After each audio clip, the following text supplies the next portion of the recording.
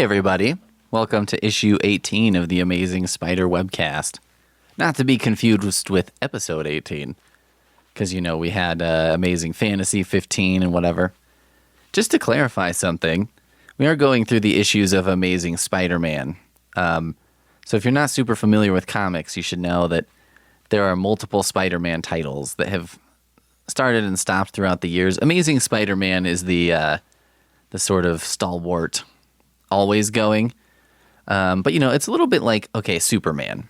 If you wanted to read every Superman comic, you'd have to read Superman, Man of Steel, Superman Adventures, whatever, right? There's a bunch of different stuff. Spider-Man has had, like, the Amazing Spider-Man, the Spectacular Spider-Man, the Sensational Spider-Man, Untold Tales of Spider-Man. And we may take some diversions here and there. I'm getting to a point in my regular reading where there's some events like Maximum Carnage which occur across different Spider-Man books. So that becomes a little bit problematic because you're like, well, fuck. I kind of want to read the whole story, but I also kind of want to like read The Amazing Spider-Man and not really care about the rest of these. These Marvel Comics men are tricky dicks. Anyway, we're here for issue 18. It's being recorded right after 17. Does that kill the magic somehow? If I'm like, these are being recorded back to back?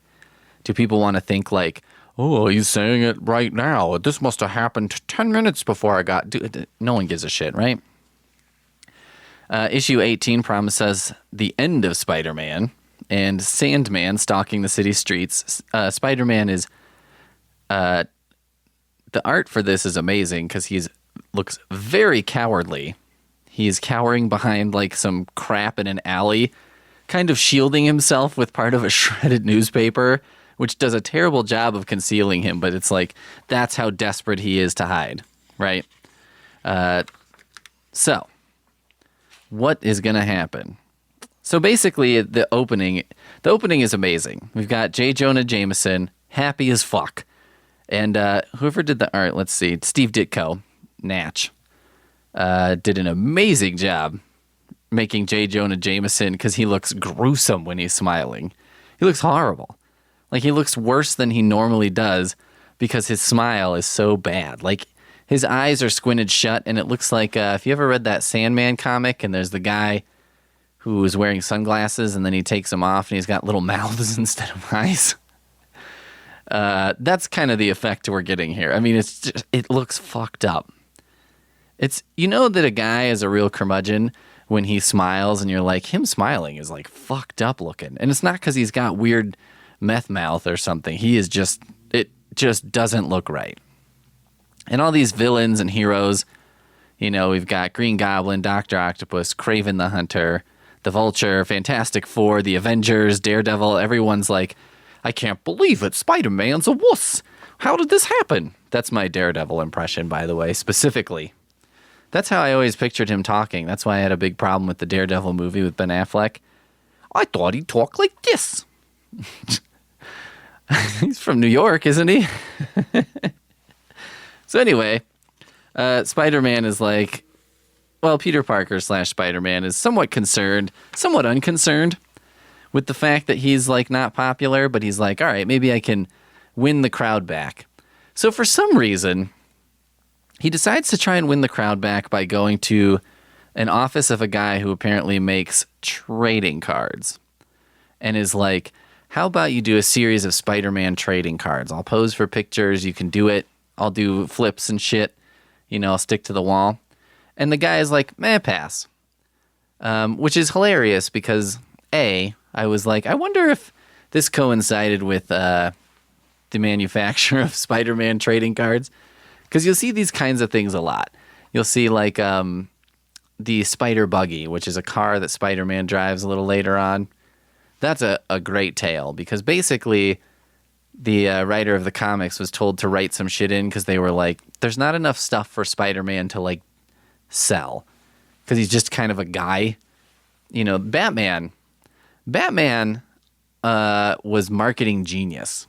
Because you're like, he's got a belt, he's got gizmos, he's got a cave, he's got a car, He's got a sidekick, who also has like a little motorcycle.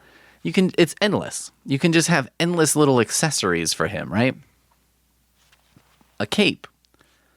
But Spider-Man doesn't really have shit. So I did wonder, maybe they did release some trading cards and this was their way of having it in narrative, sort of promoting the cards. But, and also, B, I think I said A, and now I'll say the B. It's like a eerie prediction of the future because, so in the early 90s, trading cards were like huge. I mean, baseball cards and shit, but then they started making, Marvel trading cards and all kinds of stuff, foil cards, hologram cards, all this stuff. And it was so funny because the way it worked was you could do it one of two ways. Really, one of these ways was accessible to a normal human. One way you could do it was to buy card sets. This would be like an entire box wrapped in plastic, and it would be the entire quote-unquote series. So basically, if you bought this box, you'd have all the Marvel cards from that series. So you'd have all the foil cards, all the special cards, whatever. And they did this with baseball cards, too, like if you got a Topps or a Fleer set from like 1996, and you could buy the box. I can't remember what it's called, the case, the box, whatever. It would have the entire set in it. But the sets would be expensive as fuck.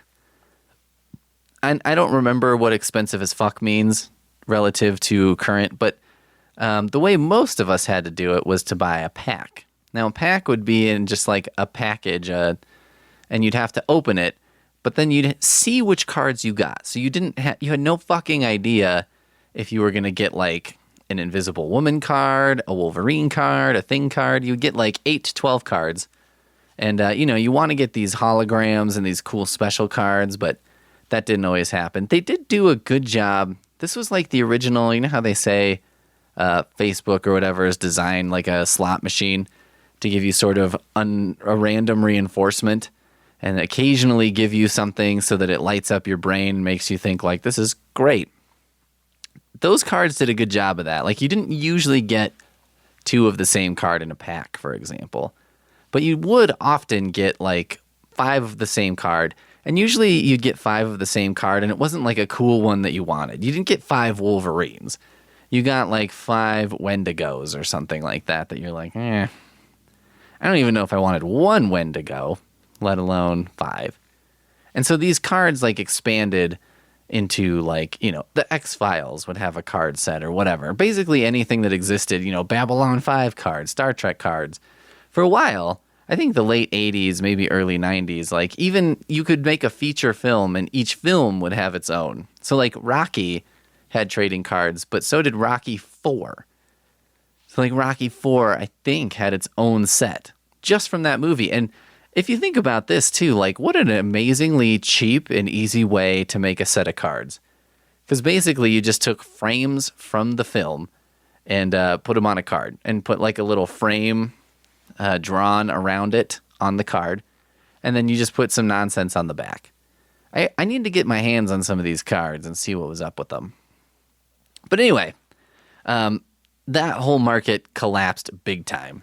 I'm betting that you could get some pretty cheap-ass sets of cards at this point online. I mean, if it's like a sealed set, I bet you couldn't get a whole lot, but let's just see.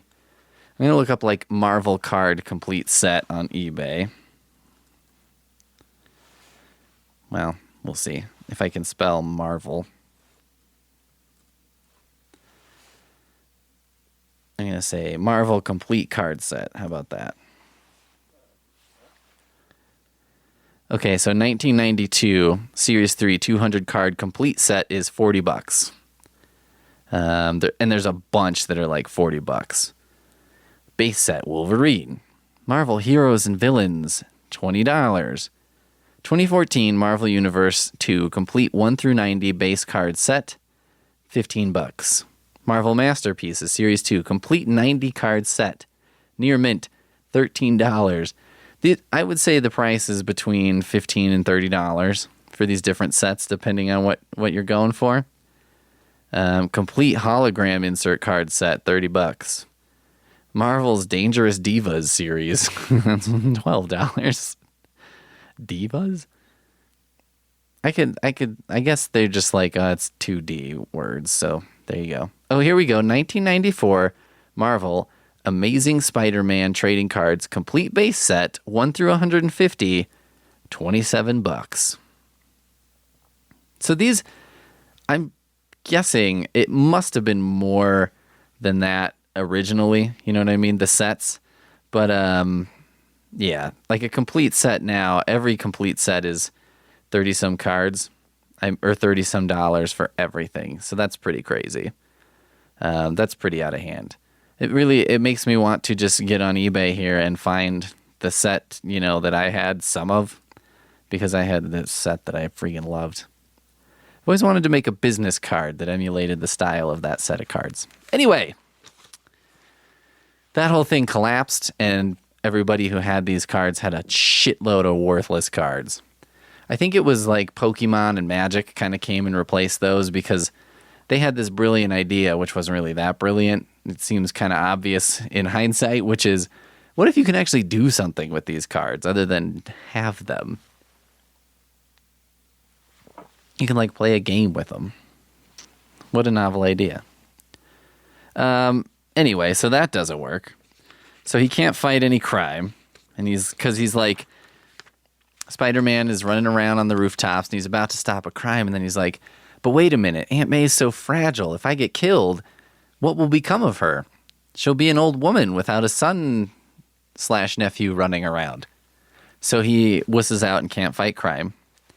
And so then we cut back to the Daily Bugle, which again, my favorite. I mean, J. Jonah Jameson has this grin plastered on him. And he finds out that Aunt May is in the hospital, and Peter Parker, of course, works for them. So he says, oh, we'll never let it be said that big-hearted J. Jonah Jameson doesn't look after the people who work for him. Let's do something generous for them. Send her a get-well card. But don't seal the envelope. You can send it for a penny cheaper that way. Which I was like, okay, this is a funny little detail of like he's going to save 1 penny on a card and not seal it. But I was like, how does that work? If you send an unsealed envelope, it's a penny cheaper? I've never heard of this. And this seems to be like one of those things that I guess people would know back in the 60s and 70s, but now I'm like, what? Why? I don't understand why it would be cheaper or that it would be cheaper. That's so strange. But anyway, he's just swanning around the office, positively swanning. So, Peter Parker has like a soul searching and is like, damn it, this is bullshit. And he can never explain why he's been such a wuss and blah, blah, blah. So then he's like, well, maybe I can make some money a different way.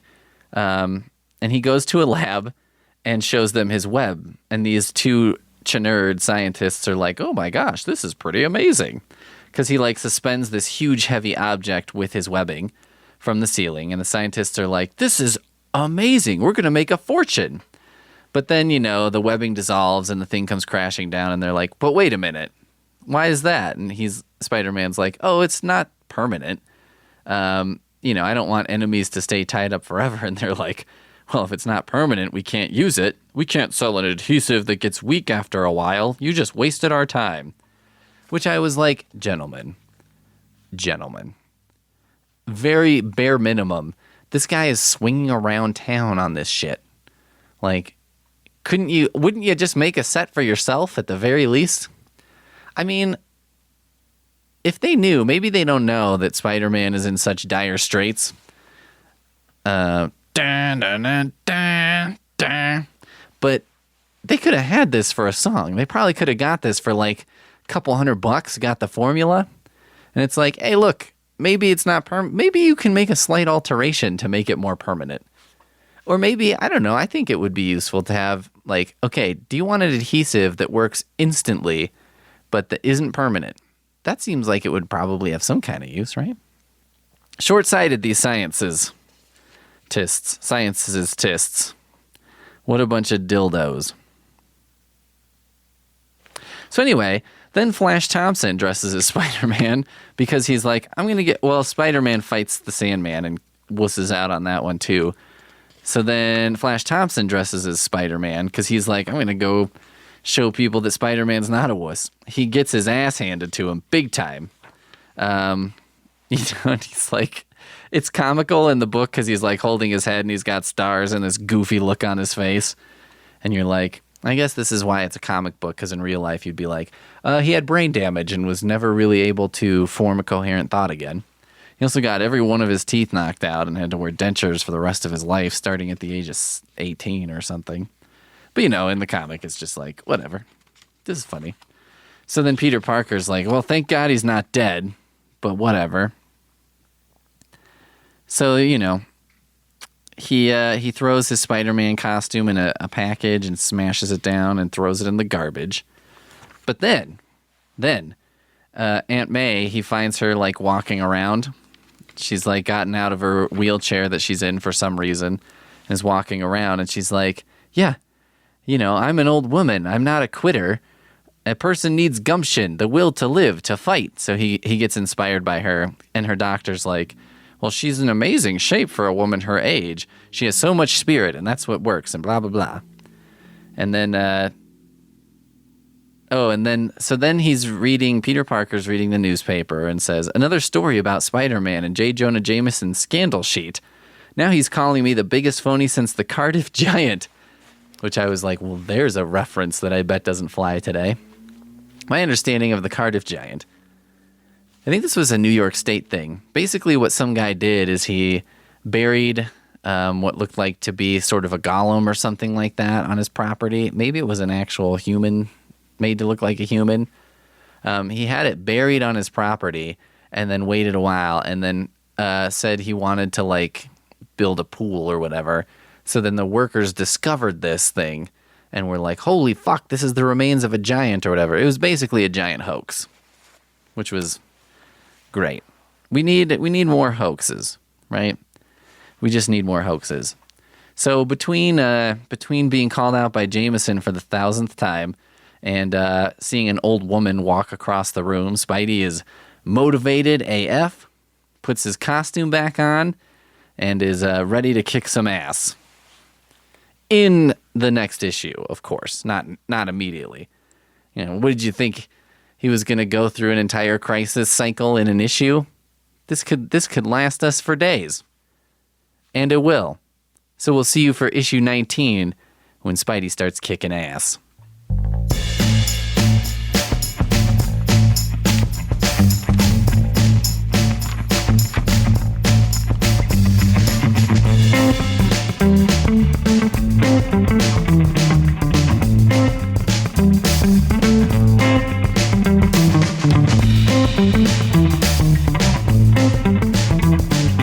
Climbs a tree just like a vine. Look out!